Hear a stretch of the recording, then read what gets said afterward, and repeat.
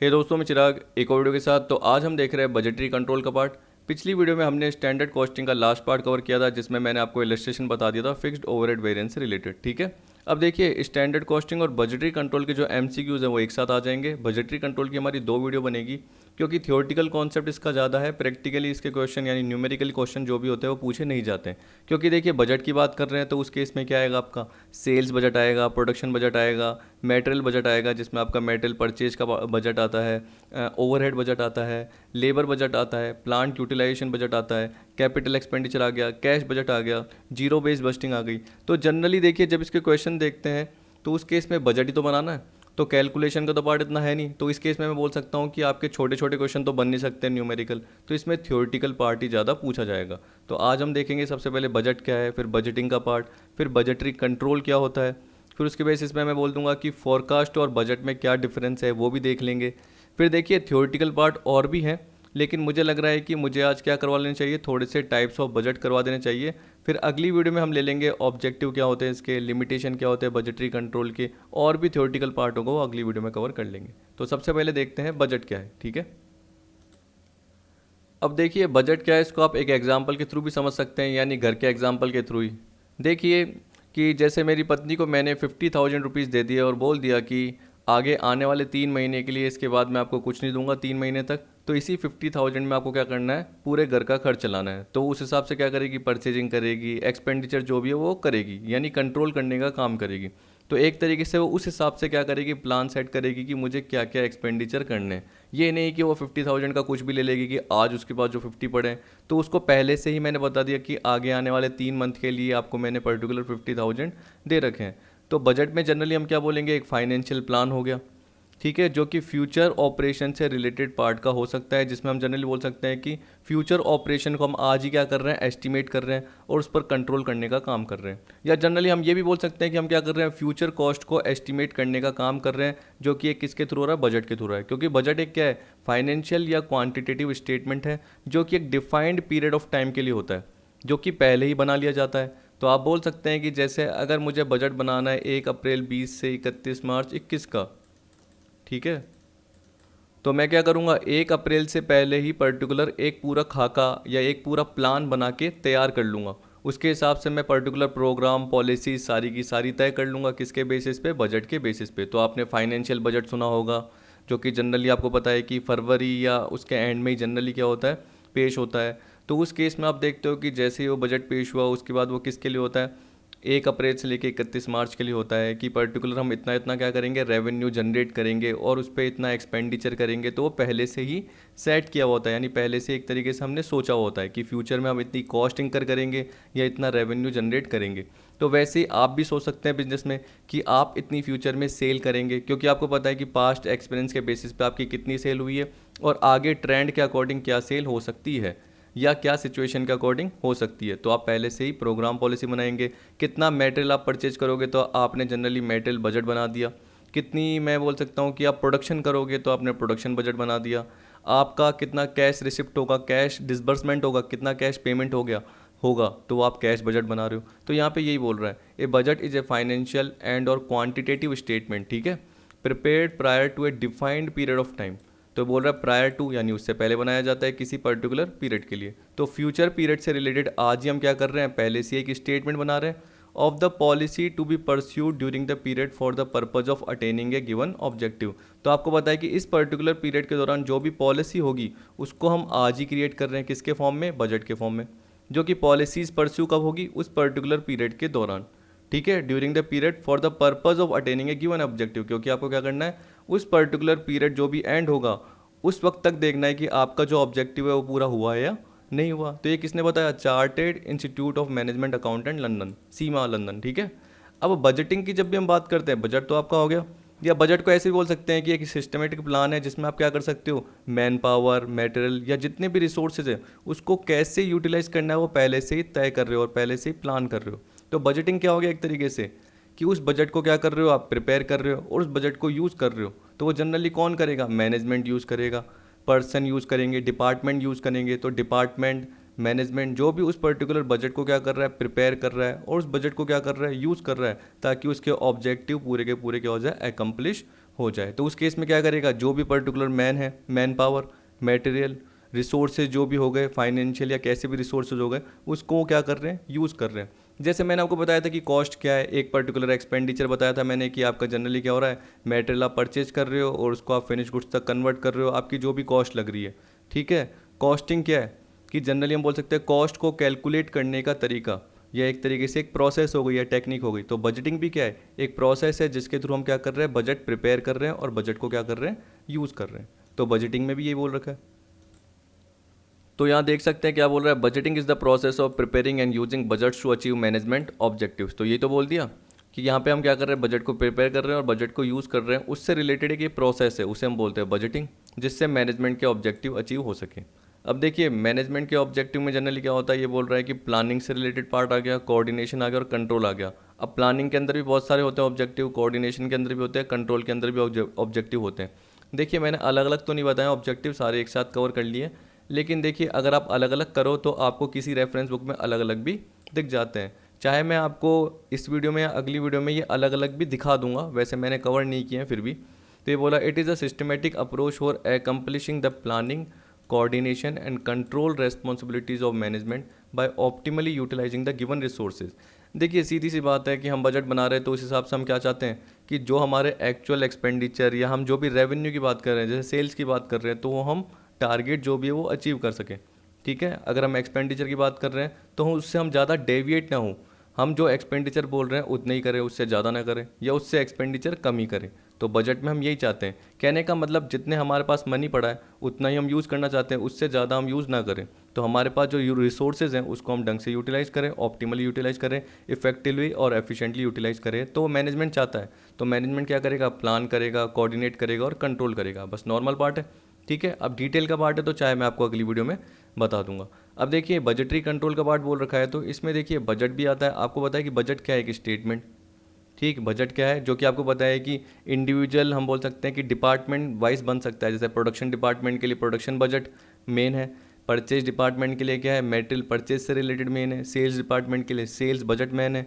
इसी तरीके से नॉर्मल आपको कैश देखना है कि कैश कितना है, तो कैश बजट मेन है। तो बजट क्या हो गया, एक पर्टिकुलर फाइनेंशियल या क्वांटिटेटिव स्टेटमेंट हो गया। जबकि बजटिंग का मतलब क्या हो गया, बजट को बनाना, बजट को तैयार करना और उसको यूज़ करना।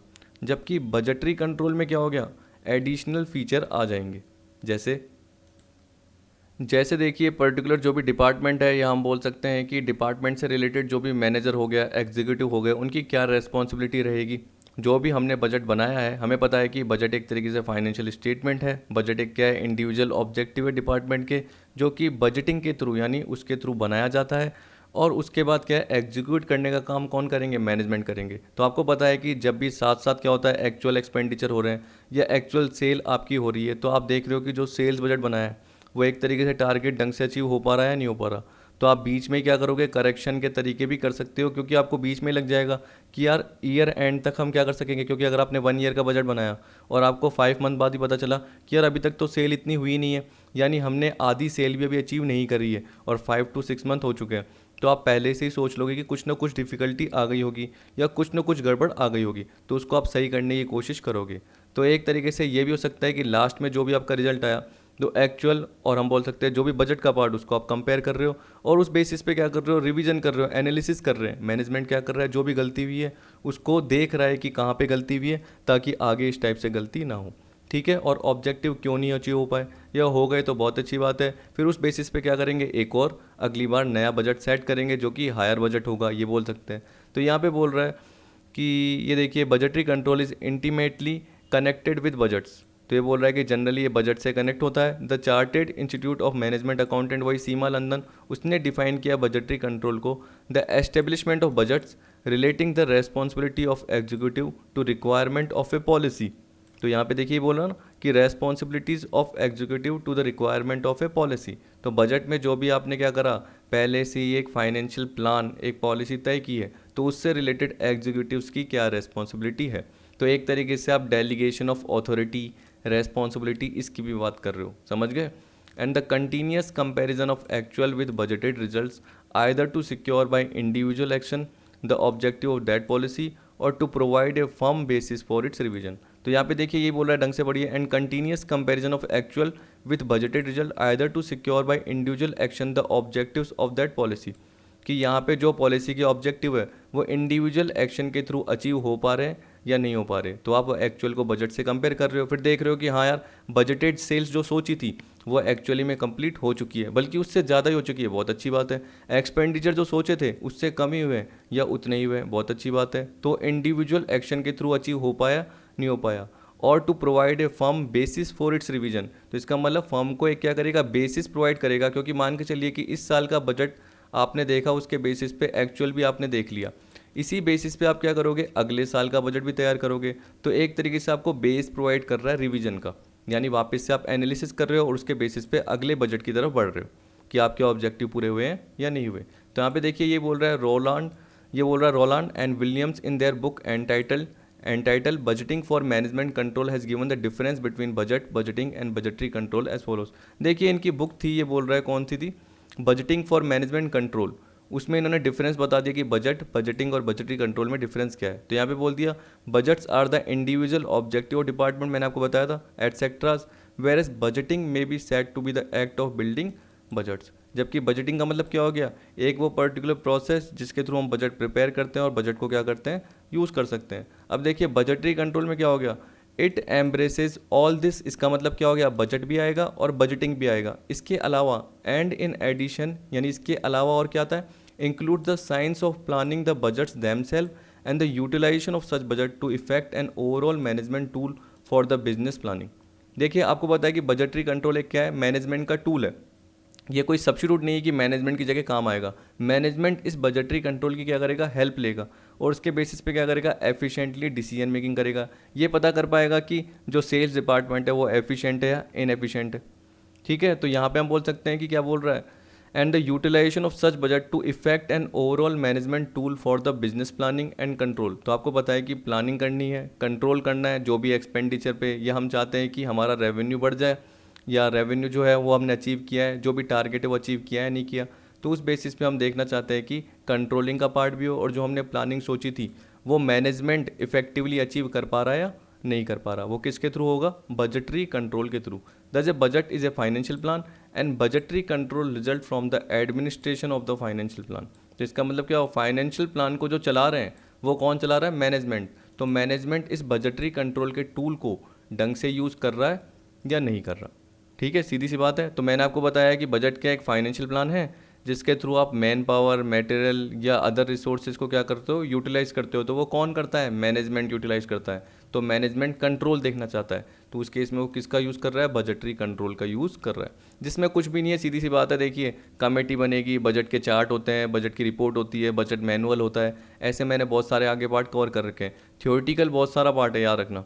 प्रैक्टिकल तो फिर भी न्यूमेरिकल में एक भी नहीं करवाऊंगा, मैं आपको बता देता हूँ, क्योंकि मैं आपको देखिए इस तरीके से कुछ ना कुछ आपको हिंट दे दूंगा। जैसे एक मिनट मैं आपको बता देता हूँ, जैसे ये एग्जांपल आएगा तो मैं जब आपको सेल्स बजट बताऊंगा तो मैं आपको यहाँ पे बता दूंगा, देखिए सेल्स बजट ऐसे बनता है, तो हल्का सा आपको हिंट मिल जाएगा। अब ये थोड़ी आपको इनटू करने का क्वेश्चन आएगा ही नहीं। अब बताओ ये कहाँ से आ सकता है, इतना बड़ा क्वेश्चन आएगा नहीं आएगा।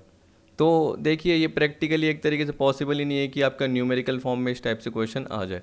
तो आप लास्ट ईयर के एमसीक्यूज भी देखना, आपको जनरली इसमें थ्योरेटिकली मिलेंगे।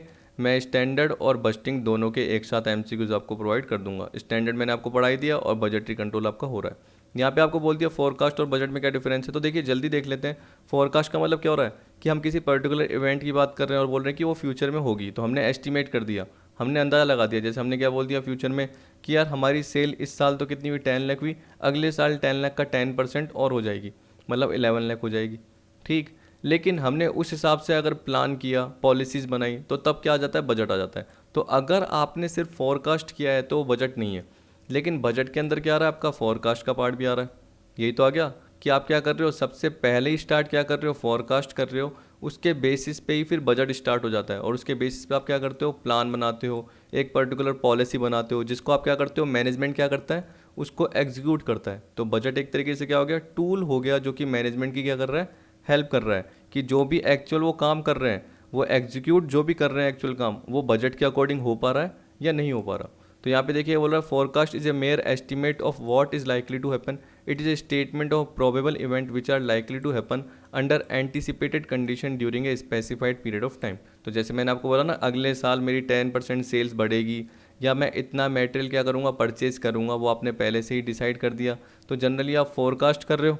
लेकिन अगर उसी को आप क्या कर रहे हो, पॉलिसी प्रोग्राम के फॉर्म में एक प्लान कंडीशन के अकॉर्डिंग बना रहे हो, तो उसे हम क्या बोलेंगे, बजट।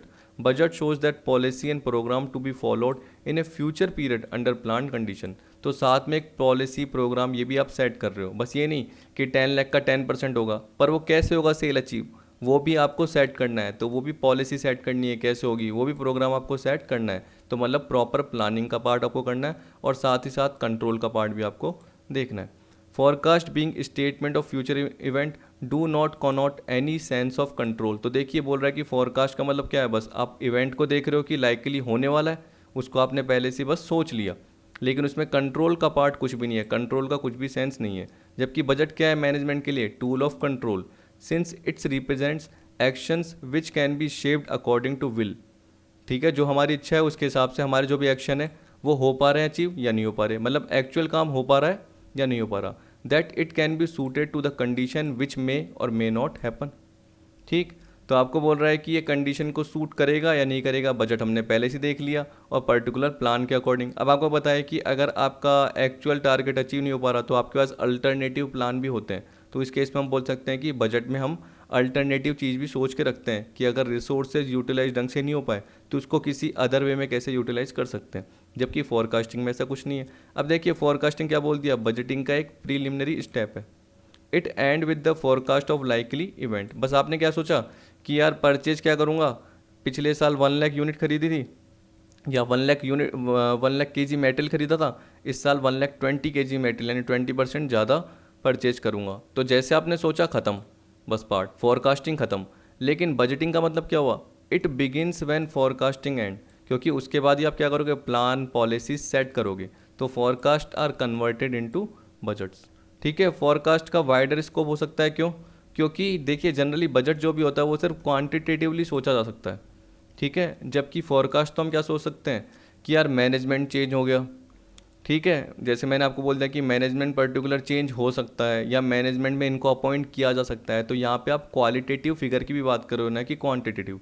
तो हम बोल सकते हैं कि फोरकास्ट या एस्टिमेट जो भी हम सोचते हैं वो तो किसी भी चीज़ का सोच सकते हैं, चाहे वो पर्टिकुलर एक इवेंट हो गया, वो चाहे पर्टिकुलर एक क्वान्टिटेटिव ट्रांजेक्शन हो गया, चाहे वो क्वालिटेटिव ट्रांजेक्शन हो गया, since it can be made in those spare also where budget can not interfere. ये बोल रहा है कि ये उस क्षेत्रों में भी फैला जा सकता है, उस एरिया में भी जा सकता है जहाँ पे बजट इंटरफेयर नहीं करता। लेकिन बजट का क्या होता है, एक लिमिटेड स्कोप होता है। It can be made of phenomena, ये याद रख लेना, ये नहीं है चीज़, ये गलत है। It can be made of phenomena capable of being expressed quantitatively. ये सिर्फ किसके लिए बना हुआ है, एक तरीके से वो पर्टिकुलर जगह जहाँ पे आप क्वांटिटेटिवली किसी चीज़ को एक्सप्रेस कर पा रहे हो। मतलब मनी के टर्म में आपको पता है, सेल्स बजट रुपीज़ में, कैश बजट रुपीज़ में। अगर हम मटेरियल परचेज की बात कर रहे हैं और यूनिट की बात कर रहे हैं तो यूनिट एक क्वांटिटेटिव टर्म हो गया। लेकिन अगर आप क्वालिटेटिव टर्म की बात करोगे तो उस केस में फोरकास्ट तो आप सोच सकते हो, लेकिन बजट का पार्ट नहीं सोच सकते हो, समझ गए। इसलिए ये नॉन पार्ट मत सोचना, नॉन पार्ट मैं हटा दूंगा बाद में, जिससे आपको दिक्कत ना हो।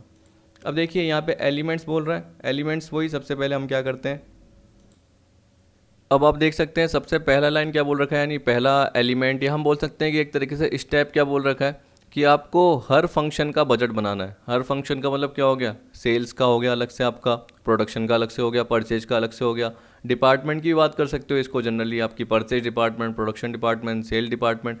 देखिए ऐसे बहुत सारे डिपार्टमेंट अलग अलग बन सकते हैं। जैसे अगर मैंने बोल दिया कि लेबर से रिलेटेड अलग बनाना है, प्रोडक्शन से रिलेटेड आपको अलग बना, प्रोडक्शन में ही जनरली आ गया आपका जो पार्ट, तो प्रोडक्शन का पार्ट आ गया।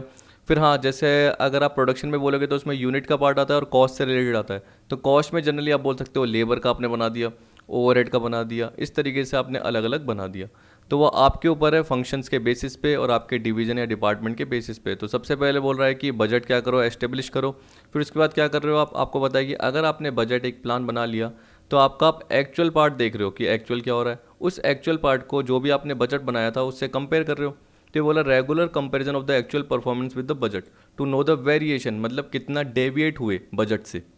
जो भी बजट बनाया था कि अगर हम इतना एक्सपेंडिचर करेंगे, जैसे 1 लाख एक्सपेंडिचर करेंगे, आपने सोचा लेबर से रिलेटेड, लेकिन 1,20,000 हो गया, 1,30,000 हो गया, तो इतना ज़्यादा क्यों हो गया? तो उससे रिलेटेड रेस्पॉन्सिबिलिटी आपको तय करनी पड़ेगी पर्टिकुलर एग्जीक्यूटिव से रिलेटेड या डिपार्टमेंट से रिलेटेड। अगर मैं बोलूँगा कि पर्सनल डिपार्टमेंट की कितनी गलती है, अगर मैं बोलूँगा कि अगर लेबर डिपार्टमेंट भी बना हुआ है तो उससे रिलेटेड कितनी गलती है, वो अपने आप पता चल जाएगी, क्योंकि हर डिपार्टमेंट के हिसाब से अलग अलग बजट बना हुआ है। ठीक है, फिर आपने बाद में समरी भी बनाई हुई है, मास्टर बजट बोलते हैं जिसको, लेकिन आपने इंडिविजुअल डिपार्टमेंट या इंडिविजुअल फंक्शन से रिलेटेड अलग अलग बजट बनाया हुआ है, जिससे किसी भी पर्टिकुलर पर्सन को रेस्पॉन्सिबल ठहराया जा सकता है। तो यहाँ पे बोल दिया and placing the responsibility of executive to achieve the desire result as estimated in the budget. फिर थर्ड बोला taking necessary remedial action to achieve the desired objective if there is a variation of the actual performance from budgeted performance. तो देखिए वही आपको पता है कि जो आपने सोचे थे ऑब्जेक्टिव चलो नहीं हुए, तो वो अगले साल सोचोगे। ये आपको पता है कि मैंने आपको बताया कि अगर आप रेगुलर क्या कर रहे हो, वॉच कर रहे हो, कंट्रोल कर रहे हो किसी पर्टिकुलर पार्ट को, तो आपको 2-3 महीने बाद ही गलती पता चल जाएगी कि हाँ यार हम अपने टारगेट से भटक रहे हैं। तो उस केस में हम क्या करेंगे, जो भी रेमेडियल एक्शन चाहेंगे वो लेने की कोशिश करेंगे, जिससे क्या हो सके, जो भी डिजायर्ड ऑब्जेक्टिव है कि ईयर एंड तक वो पर्टिकुलर वहाँ तक पहुँच ही जाए हम। ठीक है, फोर्थ केस में क्या बोलते हैं, revision of budget when the circumstances changes. वही डायनेमिक एनवायरनमेंट होता है, तो आपको पता है कि मार्केट की कंडीशन ये चेंज हो जाती है। तो आपने जो सोचा होगा कि हम इतना एक्सपेंडिचर करेंगे, तो किसी ना किसी रीजन की वजह से क्या होता है, आपके एक्सपेंडिचर ज़्यादा हो जाते हैं। यही होता है। देखिए क्या पता लेबर बहुत ज़्यादा टर्नओवर हो रहा है, तो लेबर की कॉस्ट बढ़ सकती है, आपकी ट्रेनिंग की कॉस्ट बढ़ सकती है, ऐसे बोल सकता हूँ।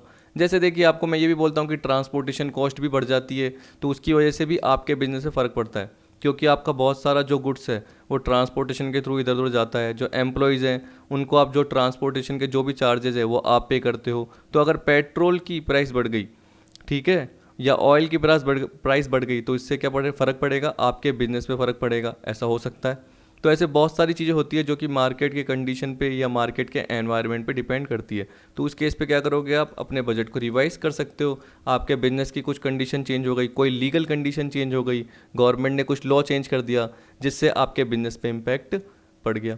फिफ्थ आपको बोल दिया elimination of waste and increase the profitability. फिर आपने वही करा। आपको पता है कि जैसे ही पर्टिकुलर आपने परफॉर्मेंस हम बोल सकते हैं इवेल्यूएट करी कि बजट और एक्चुअल में क्या डिफरेंस है, उसके थ्रू जो भी आपको डेविएशन पता चला उसको आपने सही करने की कोशिश करी, और जो भी वेस्टेज पता चले उसको आपने एलिमिनेट किया और प्रॉफिटेबिलिटी को बढ़ाया। अब देखिए यहाँ पे जो ऑब्जेक्टिव का पार्ट आ रहा है और ये लिमिटेशन का पार्ट आ रहा है, इसको हम देखेंगे अगली वीडियो में। और जो ये organisation for budgetary control system का पार्ट है, इसको क्या देखेंगे अगली वीडियो में। अब हम देख रहे हैं सबसे पहले preparation and monitoring of various type of budget. अब देखिए बजट के आपको टाइप दे रखे हैं, स्कोप के बेसिस पे, एफिशिएंसी के बेसिस पे, कंडीशंस के बेसिस पे और पीरियड के बेसिस पे। तो ऊपर जो लाइन दे रखी है वो यही लिखी हुई है, आप चाहे पढ़ के देख लेना। ठीक है, ये वाला पार्ट, ये वाला पार्ट, ये वाला पार्ट और ये वाला पार्ट सेम ही दे रखा है, तो इसलिए पढ़ने की ज़रूरत नहीं है, फालतू के लिए 4 लाइन का टाइम वेस्ट होगा। अब देखिए यहाँ पे आपको दे रखा है स्कोप के बेसिस पे फंक्शनल और मास्टर। अब देखिए जो मास्टर बजट होता है ना, ये समरी होती है किनकी, इन फंक्शनल बजट की। अब देखिए फंक्शनल का मतलब समझ गए कि पर्टिकुलर जो हमने बोला था कि हर फंक्शन के बेसिस पे बजट बनाया जाता है, या हर डिवीजन या डिपार्टमेंट के बेसिस पे। जैसे मैंने आपको सेल्स डिपार्टमेंट बोला, तो वो सेल्स का काम देख रहा है, तो वो सेल्स बजट पहले से क्या करेगा, क्रिएट कर लेगा। हम बोल सकते हैं कि जो भी प्लानिंग से रिलेटेड या एग्जीक्यूशन से रिलेटेड काम कर रहे हैं डायरेक्टर, वो क्या करेंगे, सेल्स एक तरीके से पहले से ही बजट बना लेंगे। फिर वो किसको सौंप लेंगे, सेल्स डिपार्टमेंट को बोलेंगे कि आपको इतना टारगेट अचीव करना है। जो सेल्स डिपार्टमेंट है उसका पर्टिकुलर मैनेजर क्या करेगा, अपने नीचे जो भी ब्रांच मैनेजर हो गया, ऐसे हो सकता है, या जो भी नॉर्मल मैनेजर हो गया इससे नीचे, इसके नीचे सुपरवाइजर हो गया, उसको क्या बोलेगा कि वर्कर से ढंग से काम करवाओ। ठीक है, ऐसे होगा ना। तो वो जनरली आपको प्रोडक्शन में देखने को मिलेगा, क्योंकि सेल्स में तो क्या होगा, आपका सेल क्वांटिटी से रिलेटेड पार्ट होगा और सेल वैल्यू से रिलेटेड होगा, सेल्स क्वांटिटी और सेल वैल्यू। हम यहाँ पे बोल सकते हैं कि जनरली सेल्स रिप्रेजेंटेटिव किस तरीके से मार्केटिंग का काम कर रहे हैं, एडवर्टीजमेंट का प्रोसीजर क्या है, वो सारे उसके थ्रू आप कैसे सेल अचीव कर रहे हो, वो सारा पर्टिकुलर इसमें देखा जा सकता है। अब देखिए प्रोडक्शन बजट का पार्ट आ गया, तो जो मैंने अभी आपको बताया था कि वर्कर कैसे काम कर रहे हैं, सुपरवाइजर कैसे चेक कर रहा है, जिससे ऊपर का जो मैनेजर है वो जनरली क्या करेगा, रिपोर्ट लेने की कोशिश करेगा, किससे, सुपरवाइजर से। सुपरवाइजर क्या करेगा, काम करवाने की कोशिश करेगा वर्कर से। वो सारा पार्ट जनरली आ जाएगा, लेकिन वो थ्योरेटिकली है। तो उसी के थ्रू हम क्या बोलेंगे कि एक प्रोडक्शन बजट बन के आता है। प्रोडक्शन बजट कैसे बन के आता है, आपको बताया कि सेल्स आपने पहले से ही एस्टिमेट की हुई है, तो sales plus closing stock minus opening stock करोगे, तो गुड्स का प्रोडक्शन निकल के आ जाएगा। अब वो यूनिट में निकल के आएगा। अगर आप उसको कॉस्ट पर यूनिट से मल्टीप्लाई करके देखोगे तो प्रोडक्शन कॉस्ट निकल के आएगी। अगर उसका अलग अलग पार्ट करके देखोगे तो देखिए मेटेरियल का अलग से, लेबर का अलग से, प्लांट यूटिलाइजेशन का अलग से बन के आ रहा है। इस तरीके से आपको दे रखा है। तो आप देख सकते हैं कि ये सारा अभी भी फंक्शनल का ही चल रहा है। Sales, production budget, production cost budget, overhead, overhead सारे किसकी बात करता है? इनडायरेक्ट की बात करता है। तो जनरली देखिए क्या बोल रखा है, मैन्युफैक्चरिंग का, सेलिंग एंड डिस्ट्रीब्यूशन का। आप चाहे तो वो ऑफिस एंड एडमिनिस्ट्रेशन उसका भी ले सकते हैं पार्ट अलग से। ये देखिए रिसर्च एंड डेवलपमेंट का अलग से आ गया। फाइनेंशियल में दो आ गए, कैश बजट और कैपिटल एक्सपेंडिचर बजट आ गया। कैश बजट आपने बहुत बार बीकॉम में या अपने एमकॉम की बुक्स में देखा होगा, किया होगा। कैपिटल एक्सपेंडिचर बजट जनरली आप ऐसे बोल सकते हो कि देखिए आपने कैपिटल बजटिंग का पार्ट कर दिया, उसी से रिलेटेड कैपिटल एक्सपेंडिचर हो गया, लेकिन आपने इसका कोई फॉर्मेट जनरली कवर नहीं करा या इतना ज़्यादा नहीं देखा, ठीक, तो आएगा भी नहीं जनरली। इसी तरीके से एफिशिएंसी के केस में फिक्स बजट, जिसे आप स्टैटिक बजट भी बोलते हैं, और एक फ्लेक्सिबल बजट आ गया। वैसे ही कंडीशन के बेसिस पे बेसिक और करंट, कई जने जो एक करंट बजट है उसको पीरियड के बेसिस पे लॉन्ग, शॉर्ट और करंट बोल देते हैं। लॉन्ग पीरियड, शॉर्ट पीरियड और करंट बजट ऐसे भी बोल देते हैं, ठीक। लेकिन यहाँ पे कंडीशन के बेसिस पे दो अलग से बोल दिया, बेसिक और करंट, तो ये अलग बोल दिया, कोई बात नहीं। पीरियड के बेसिस पे क्या हो गया, लॉन्ग पीरियड, शॉर्ट पीरियड। इसी तरीके से एक रोलिंग बजट भी आता है। अब देखिए इस तरीके से बहुत सारे बजट आते हैं, लेकिन यहाँ पे जो मुझे पर्टिकुलर सही लगी अप्रोच, उसके हिसाब से मैंने यही कवर कर लिए, ठीक, जो एग्ज़ाम के पॉइंट ऑफ व्यू से सही है। अब देखिए यहाँ पे फंक्शनल बजट को एक तरीके से बोल रखा है कि फंक्शनल बजट का मतलब क्या है, वही जो पर्टिकुलर मैंने बताया हुआ है उससे रिलेटेड है, और इसके अंदर क्या क्या पर्टिकुलर बजट आएंगे। जो हमने ऊपर देखे सेम टू सेम ऐसे कवर हो रहे हैं, जैसे सबसे पहले सेल्स देखेंगे, फिर प्रोडक्शन कॉस्ट, इस तरीके से आता जाएगा। अब देख सकते हैं कि जनरली इसमें क्या बोल रखा है, एक एक करके पढ़ लेते हैं। देखिए क्या बोल रहा है कि budgets for a period are really classified according to various activities in the organisation, जो कि मैंने आपको अभी बताया ऊपर, ठीक है। सारी एक्टिविटीज़ इंटर रिलेटेड होती है। तो आपने अगर ऊपर पर्टिकुलर ये चार्ट ही देखा होगा, इससे रिलेटेड आप देखोगे कि इंटर रिलेटेड पार्ट बोल रखा है। देखिए जैसे मैं आपको बोलता हूँ कि मैं मटेरियल परचेज करता हूँ, उसके बाद प्रोड्यूस करता हूँ, फिर उसके बाद क्या करता हूँ, बेचता हूँ। तो जनरली पहले अगर सेल एस्टिमेटेड होगी कि हमारी 10 लाख रुपीज़ की सेल हो रही है, अब हम एस्टिमेट क्या कर रहे हैं कि इस साल हमारी 10% की बढ़ सकती है साल के दौरान, तो 10 लाख का 10% कितना होगा, 11 लाख की सेल होगी। अगर मैं क्वांटिटी के हिसाब से बोलूँ, मान लो कि एक जो गुड्स की प्राइस थी 10 रुपीज़ पर यूनिट के हिसाब से थी, तो आप मान के चलिए कि 1,10,000 यूनिट की आप एक्सपेक्टेशन कर रहे हो। पहले 1 लाख यूनिट थी, अब 1,10,000 यूनिट की एक्सपेक्टेशन कर रहे हो। तो आपको पता है कि पर्टिकुलर जो भी आप सेल करते हो उससे रिलेटेड प्रोडक्शन कितना होगा। तो पहले आपने सेल सेट करी, उसके बेसिस पे आप प्रोडक्शन कितना करोगे, जनरली ये सोचोगे, number of goods to be produce. फिर उसके बेसिस पे आप बोलोगे कि कितना मटेरियल हमें रिक्वायर होगा। क्या पता एक पर्टिकुलर यूनिट बनने के लिए 2 kg मेटल की रिक्वायरमेंट हो, 3 kg की रिक्वायरमेंट हो, या अलग अलग कॉम्बिनेशन की रिक्वायरमेंट हो, कि कोई सी प्रोडक्ट बनने के लिए ए और बी मेटल की ज़रूरत हो, ए का 2 kg और बी का 3 kg, और ये दोनों मिलके एक पर्टिकुलर सी की यूनिट बन के आती है। तो कितना मटेरियल रिक्वायर्ड किया जाएगा, कितना मटेरियल परचेज किया जाएगा उसको बनाने के लिए। लेबर, तो लेबर आवर कितने होंगे, और हम बोल सकते हैं रेट पर आवर क्या होगी पर्टिकुलर। प्लांट या मशीनरी उसका कैसे यूटिलाइजेशन किया जाएगा, कितना यूटिलाइजेशन किया जाएगा कैपेसिटी का, वो सारा बजट अलग से बना। तो आप देख सकते हैं कि उसके अंदर सबके अंदर अलग अलग पार्ट बना। तो हम बोल सकते हैं कि एक दूसरे से सारे पार्ट क्या है, लिंक है। समझ गए?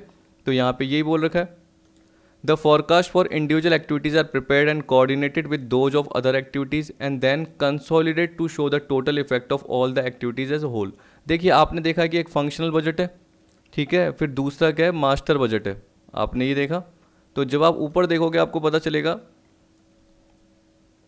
कि स्कोप के बेसिस पर फंक्शनल है और फिर मास्टर है। तो मास्टर क्या है, इन सारा जो भी पार्ट आपने दे रखा है इसकी क्या एक तरीके से समरी है, ठीक। तो इस केस में क्या होता है, जितने भी सेल होती है, सेल में से जैसे वेरिएबल कॉस्ट हो गया, फिक्स कॉस्ट हो गया, लेस कर दिया तो क्या निकल गया, प्रॉफिट निकल गया। तो आपको पता है कि वेरिएबल, फिक्स कॉस्ट जो भी हम बात कर रहे हैं उसमें सब आ गया, मतलब डायरेक्ट पार्ट भी आ गया, इनडायरेक्ट पार्ट भी आ गया, direct material, direct labour, direct expense और इनडायरेक्ट पार्ट भी आ गया। तो एक तरीके से हम बोल सकते हैं कि मटेरियल, लेबर ये पार्ट भी आ गया, ओवरहेड भी आ गया, सेल भी आ गई। प्रोडक्शन का मतलब क्या हुआ, ये सारा मिला के जितना भी कॉस्ट ऑफ प्रोडक्शन हुआ वो सारा पार्ट प्रोडक्शन कॉस्ट के थ्रू आ गया। प्रोडक्शन की ये यूनिट की बात कर रहा है, तो वो सारा पार्ट आपका मास्टर बजट में समरी के फॉर्म में आ गया, ठीक। तो ये बोल रहा है कि approve targets for individual function, उसको फंक्शनल बजट बोलते हैं, और consolidation of all functional budget is known as the master budget. तो हम इसको बोल सकते हैं कि मास्टर बजट एक तरीके से समरी बजट कहलाता है। क्या कहलाता है? Summary budget. This is nothing but the targeted profit and loss statement and balance sheet of the organisation. तो जनरली बोल रहा है कि ये कुछ भी नहीं, एक तरीके से हम बोल सकते हैं कि ये targeted profit and loss statement या बैलेंस शीट के फॉर्म में बन सकता है। पर सबसे पहले हम क्या देख रहे हैं? Sales budget. अब देखिए थियोरेटिकल पार्ट ही है, तो आपको पता है कि यहाँ पे क्या बोल रहा है? Sales budget is a forecast of total sales express in term of money and quantity. मैंने आपको क्या बोला था? या तो क्वांटिटी के टर्म में होगा या वैल्यू के टर्म में होगा, मतलब मनी के टर्म में होगा। तो सेल्स वैल्यू या सेल्स क्वांटिटी के टर्म में। The first step in the preparation of the sale budget is to forecast as accurately as possible the sales anticipated during the budget period. देखिए सीधी सी बात है, एक तो क्या होता है कि बजट जो होता है वो करंट ईयर के लिए होता है, ठीक है, और उसके बेसिस पे जो एक्चुअल सेल हो चुकी होती है, आपने जो बजट सेट किया उसके बेसिस पे जो एक्चुअल सेल हो चुकी है। अब आपको जो बजट बनाना पड़ता है वो किसके लिए बनाना पड़ता है? फ्यूचर ईयर के लिए, मतलब आने वाले साल के लिए बनाना पड़ता है। तो आपको पता है कि जो आपने बजट सेट किया उसके हिसाब से एक्चुअल सेल हो गई थी। अब आपको फ्यूचर ईयर के लिए, मतलब आगे आने वाले फर्दर ईयर के लिए आपको बजट बनाना है। मैं एक आपको एग्जाम्पल के फॉर्म में दिखा देता हूँ जिससे आपको दिक्कत नहीं हो। देखिए ये एक एग्जाम्पल दे रखा है जिसमें बोल रहा है कि दो प्रोडक्ट है, एक है राजा और एक है रानी। टॉयज़ हैं एक तरीके से। तो ये बोल रहा है कि राजा और रानी चेन्नई और मुंबई में बेचे जाते थे। ये देखो राजा रानी चेन्नई में और ये राजा रानी मुंबई में। ये आपको बजटेड सेल दे रखी है और ये एक्चुअल सेल दे रखी है। देखिए सेलिंग प्राइस दे रखी है। अब आप देख सकते हैं कि जो बजट सोचा था उसके हिसाब से एक्चुअल सेल की सेलिंग प्राइस भी वही है, लेकिन जो यूनिट है वो चेंज हो गई। तो एक्चुअल में ज़्यादा बिक गई। ये सोचा था 300 बिकेगी, लेकिन कितनी बिकी? 200। तो इसका मतलब राजा की मार्केट में डिमांड ज़्यादा है और रानी की कम है। तो अब अगर आपको पता है मार्केट में राजा की डिमांड ज़्यादा है, तो आप अगर 9 की प्राइस की जगह 1 रुपये प्राइस ज़्यादा भी कर दोगे तब भी इतनी ज़्यादा यूनिट कम नहीं होगी इसकी। कि आप सोच रहे हो कि 500 यूनिट बिक रही है तो कम भी होगी तो कितनी होगी? मान लो 50 यूनिट कम होगी, लेकिन प्राइस बढ़ाने से आप क्या पता बेनिफिट उठा लो। तो जनरली हम बोल सकते हैं कि यहाँ पे नीचे एग्जाम्पल में यही बोल रखा है, यानी क्वेश्चन का पार्ट है। क्वेश्चन में क्या बोल रहा है कि मार्केट स्टडी से पता चला कि राजा पॉपुलर था और रानी इतनी पॉपुलर नहीं थी। तो उस केस में क्या हुआ? राजा का जो टॉय है ना उसको 9 की जगह 10 रुपीज़ कर दिया, 1 रुपीज़ प्राइस बढ़ा दी। और रानी का क्या कर दिया? ज़्यादा बेचने के लिए, यानी मार्केट में और ज़्यादा आने के लिए, क्योंकि जो सोचा था उससे कम हुआ तो उस केस में प्राइस 20 कर दी। अब देखिए ये तो बजट था और उसके बेसिस पे एक्चुअल हो चुका था करंट ईयर में। अब हमें जो बजट बनाना था वो क्या बनाना था? फ्यूचर ईयर का बनाना था। फिर क्या हुआ कि हमने बीच में बोला कि सेल्स मैनेजर ने ये एस्टिमेट किया कि करंट बजट के कंपैरिजन में सेल कितनी बढ़ जाएगी। तो वो 10% बढ़ेगी राजा की, 20% बढ़ेगी रानी की। मुंबई में 5% और 10% रानी की। 5% राजा की, 10% रानी की। तो ये क्वेश्चन का पार्ट है। इसी तरीके से बोला हम एडवर्टीजमेंट एक्सपेंडिचर करेंगे, उसके थ्रू क्या होगी? एडिशनल सेल्स ये होगी। राजा की कितनी होगी चेन्नई में? 60 यूनिट और रानी की 40 यूनिट। तो आप देख सकते हो कि जनरली हम क्या सोच रहे हैं? बजट सोच रहे हैं। क्या सोच रहे हैं? कि जो करंट बजट है उसके कंपैरिजन में क्या चेंजेस होगा। तो आप देख सकते हैं जो आपको ये 500 या 400 दिख रहा है, ये वाला पार्ट नहीं है एक्चुअल का, ये किसका है? इससे लिंक है, ठीक है। अगर आप देखोगे ये वाला पार्ट इससे लिंक है, और ये एक्चुअल तो आपको क्वेश्चन का पार्ट दे रखा है, बजट भी दे रखा है, लेकिन जो बजट फॉर फ्यूचर पीरियड है ये कैसे निकाला? जो सेल्स मैनेजर ने एस्टिमेट किया, या हम बोल सकते हैं कि जो एडवर्टीजमेंट कैंपेन के अकॉर्डिंग भी सोचा गया। चलो मैं एक एग्जांपल के थ्रू ही बता देता हूँ। मान के चलो कि ये 400 यूनिट आपको दे रखी है और ये 500 यूनिट कैसे निकली? तो आप देख सकते हो राजा से रिलेटेड देखना चेन्नई का। तो देखिए यहाँ पे देखना, एक तो सेल्स मैनेजर ने सोचा कि राजा की चेन्नई में 10% बढ़ जाएगी करंट बजट से ज़्यादा। तो करंट बजट कितना था? 400 यूनिट। तो 400 का 10% करके देखिए 40 यूनिट आएगा, तो मतलब 440 यूनिट होगी, ठीक है। इसके अलावा एडवर्टीजमेंट कैंपेन भी किया जाएगा, ये सोच रहे हैं इस साल। तो जैसे ही वो करेंगे तो राजा की चेन्नई में 60 यूनिट और बिकेगी। तो 440 + 60 तो टोटल कितनी हो गई? 500 यूनिट। तो आप देख सकते हैं यहाँ पे आपको जो दिख रहा है वो कितना दिख रहा है? 500 यूनिट दिख रहा है। इस तरीके से नॉर्मल बजट बनाना है। ये क्या हो गया? आपका सेल्स का हो गया। तभी मैं आपको बता रहा हूँ कि ये नॉर्मल पार्ट है। अब देखिए यहाँ पे आपको बोल रहा है कि जो भी सेल्स फोरकास्ट होती है वो अलग अलग फैक्टर से इन्फ्लुएंस होती है, एक्सटर्नल और साथ साथ internal. External factor include general business condition, government policy etcetera. और इंटरनल फैक्टर में क्या होगा? सेल्स प्राइसेस, सेल्स का ट्रेंड, नया प्रोडक्ट, ये सारा पार्ट आ गया। तो देखिए एक्सटर्नल फैक्टर मतलब क्या हो गया? मार्केट की कंडीशन के अकॉर्डिंग, याद रखना। लीगल मैंने बताया गवर्नमेंट ने कोई भी टैक्स लॉ में चेंज कर दिया, उसकी वजह से आपकी सेल्स पे असर हो सकता है। क्या पता, देखिए सेल्स प्राइस जो आप सेट करते थे तो आपको पता है कि अगर उस पर जीएसटी का पार्ट ज़्यादा लग गया तो उस केस में आपके गुड्स की प्राइसेस भी क्या हो जाएगी, सेलिंग प्राइस ज़्यादा हो जाएगी।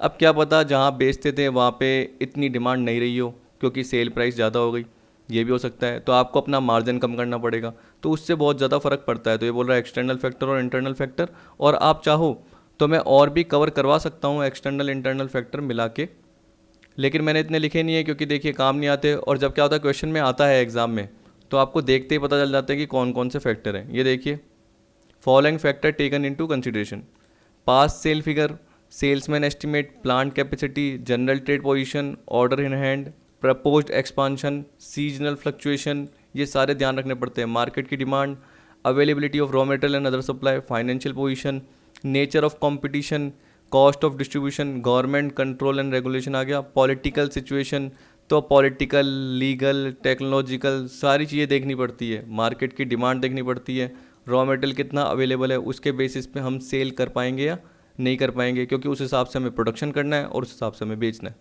ठीक, तो यहाँ पे बोल रहा है sales budget is based on the sales forecasting which is responsibility of the sales manager and market research staff. मैंने आपको शुरू में ही बताया था कि जनरली ये किसकी रिक्वायरमेंट होगी, एक तरीके से कि मार्केटिंग के हिसाब से कितना आपका एडवर्टीजमेंट का पार्ट हो रहा है, कितना मार्केटिंग जो डिपार्टमेंट है वो रिसर्च कर पा रहा है और ये देख पा रहा है कि आपके गुड्स की मार्केट में डिमांड होगी या नहीं होगी। जैसे हमने सोचा कि राजा पॉपुलर है और रानी पॉपुलर नहीं है, तो राजा की प्राइस ₹1 बढ़ा देते हैं और रानी की प्राइस क्या कर देते हैं, टॉय की प्राइस कम कर देते हैं। तो वो कैसे सोचा, पास्ट परफॉर्मेंस के बेसिस पे और मार्केट की रिसर्च के बेसिस पे।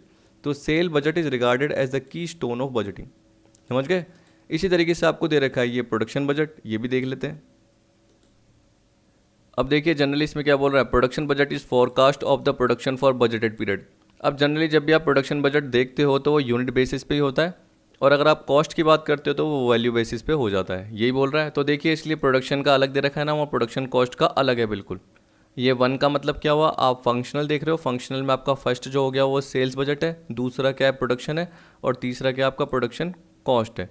फिर आपका फोर्थ है रिसर्च एंड डेवलपमेंट, इस तरीके से दे रखा था, क्योंकि प्रोडक्शन कॉस्ट में हम 3 और पढ़ लेंगे, मटेरियल, लेबर और प्लांट यूटिलाइजेशन का पार्ट, ऐसे है।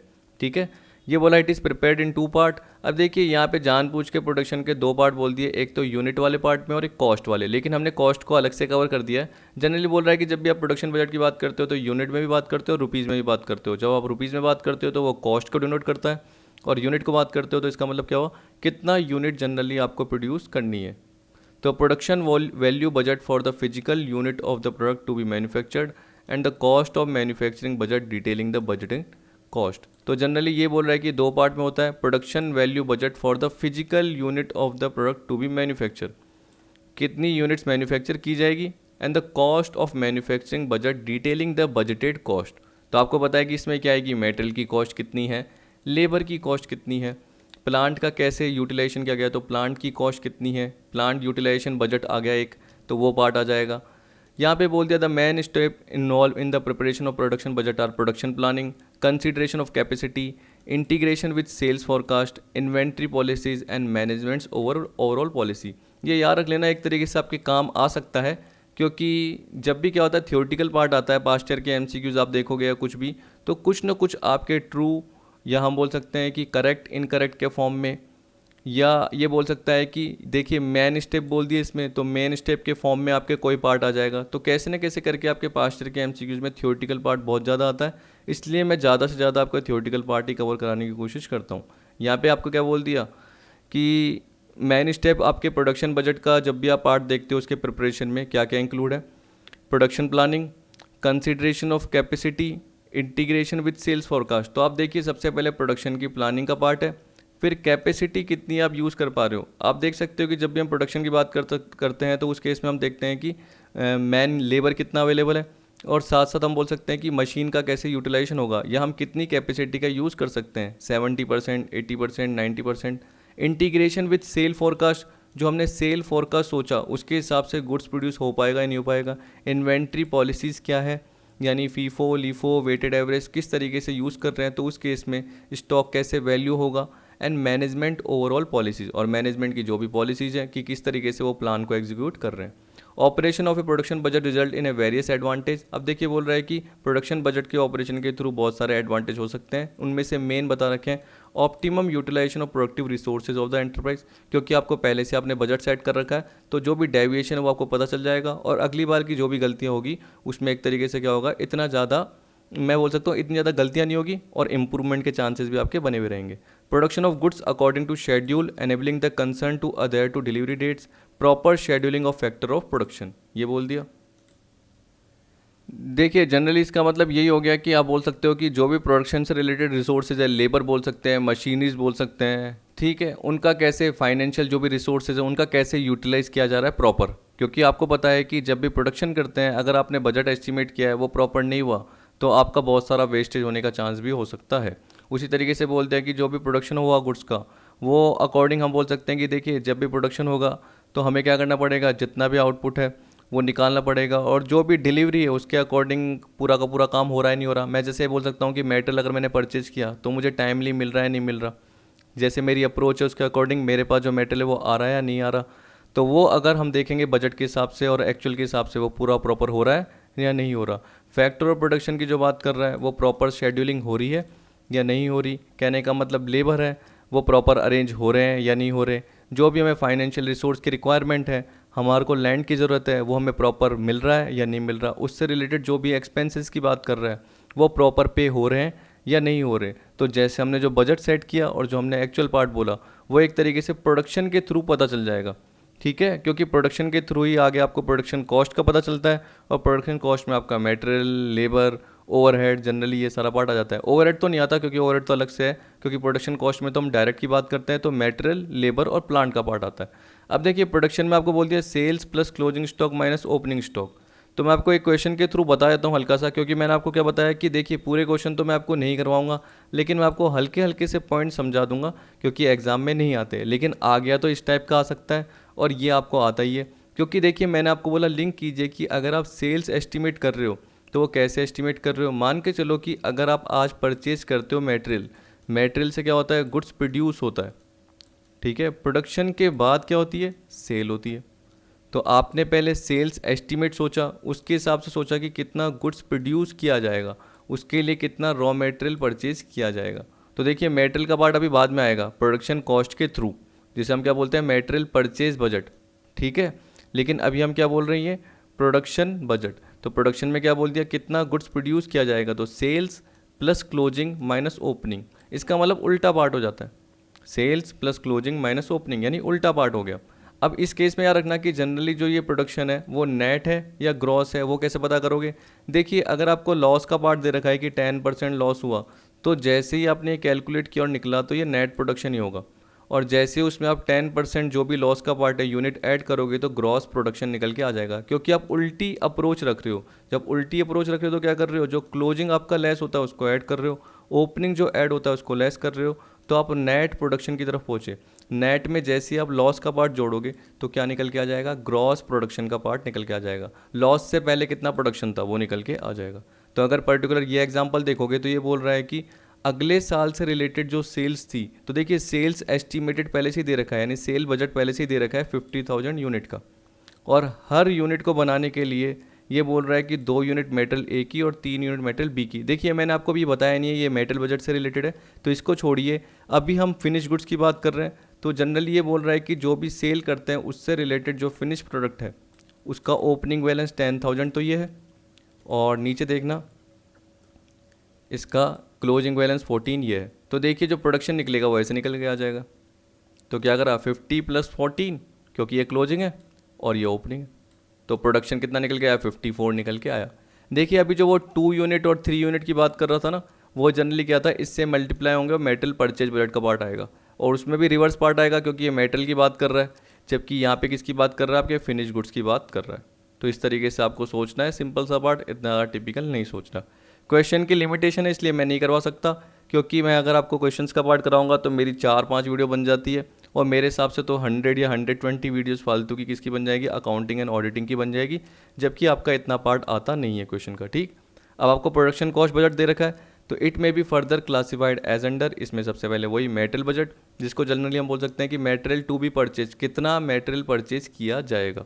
तो तो यहाँ पे बोल रहा है material requirement budget commonly known as material budget assist the purchase department in suitably planning the purchases fixing the maximum and minimum level of materials component etcetera the timing and amount of funds which will be needed to make purchases और also known with the help of material budget. देखिए जब भी एक particular material budget का या किसी का format देखोगे ना तो वो बिजनेस के ऊपर होता है कि कैसा बनाते हैं। तो जनरली बोल रहा है कि जब भी मेटेरियल आया तो जनरली उसकी टाइमिंग पता चल गई, कितना अमाउंट ऑफ फंड नीड होगा मेटेरियल परचेज करने के लिए वो भी आपको पता चल गया, मैक्सिमम और मिनिमम लेवल ऑफ मेटेरियल कितनी रिक्वायरमेंट है वो भी जनरली पता चल जाएगी।